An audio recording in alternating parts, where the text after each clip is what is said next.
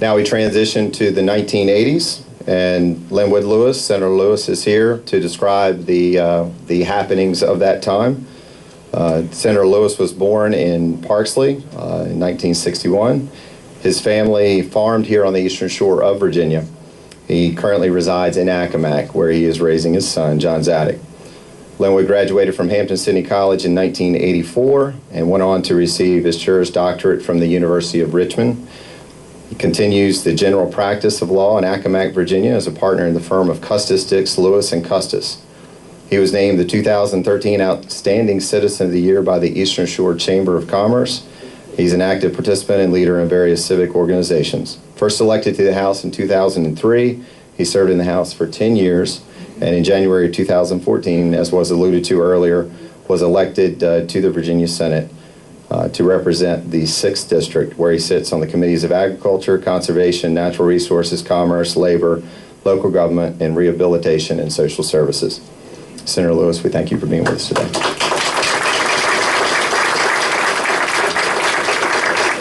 Well, thank you all. I want to thank you for asking me to be a part of this very special day. To anybody on the Eastern Shore, it's a very special day. And I want to echo, before I give my remarks about the 80s, I want to echo a little bit about what Ralph said. I did not have the privilege to work with any of the previous executive directors, but I have had the privilege to work with Jeff Allen. Jeff and I spent a lifetime together one General Assembly session as we tried, as the bridge tunnel was a very big topic of discussion. I saw Wiley Mitchell come in earlier. Wiley joined us oftentimes, as did now Circuit Court Judge Glenn Croshaw, and Lucius was always there with us as well. And so we got to learn a lot about each other. I got to learn a lot about this facility as we would end the day, having fended off the ill-informed. Jeff would want to stay, and we would rehash the events of the day. And Lucius was always, let's get the hell out of here. and so they did. But it was one of the most stressful times, and yet one of the most rewarding times, and it reminded me, as I was preparing for this today, how important this facility is to all of us. I don't think there is any greater physical manifestation of the pride that Eastern Shore folks feel than this facility. And the pride comes from the fact that Lucius's dad, and then joined by several other Eastern Shore folks, came together to do what is the unthinkable. If you look back on that now, it's sort of like us trying to sit around a conference table and conceptualize a moonshot.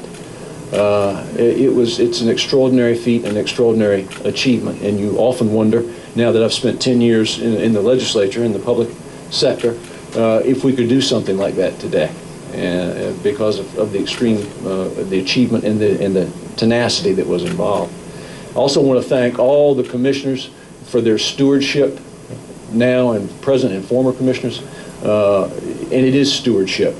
The men and women who have served on that commission have always had a reputation as being first class in the way they approach the duties of that office, of that position. And also the staff and the workers here on the tunnel always have had excellent reputations for the service and the quality of service that they provide to the people who use this facility. So my decade is the 1980s. That was the year, or the year rather, that John Lennon was assassinated outside of his apartment in New York City. Pac-Man and Rubik's Cube were popular, and just 1 year later, there was an assassination attempt on President Ronald Reagan. In December of 1982, Bill Anderson retired as executive director of the Chesapeake Bay Tunnel District, and on January 1, 1983, James Brookshire Jr. assumed the position of executive director. The same year, Sally Ride became the first American woman in space. In 1985, the district's Series C bonds were brought out of default. The wreck of the Titanic was found, and the Space Shuttle Challenger exploded.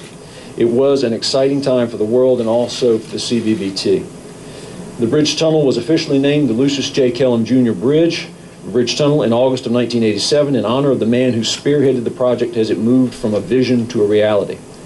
And Mr. Kellum served as a member of the commission from 1954 until his death in 1995 and was chairman for 39 years. In order to preserve the structure's identity and name recognition, however, it continues to be known as the Chesapeake Bay Bridge Tunnel.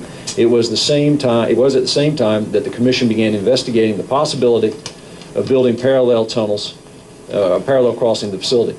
In-house studies and projections were made, and a comprehensive study was conducted in cooperation with the Virginia Department of Transportation. And the VDOT study concluded that parallel bridges, trestles, and roadways would be needed by the year 2000. And so here we stand today, again, hard to believe, on the 50th anniversary.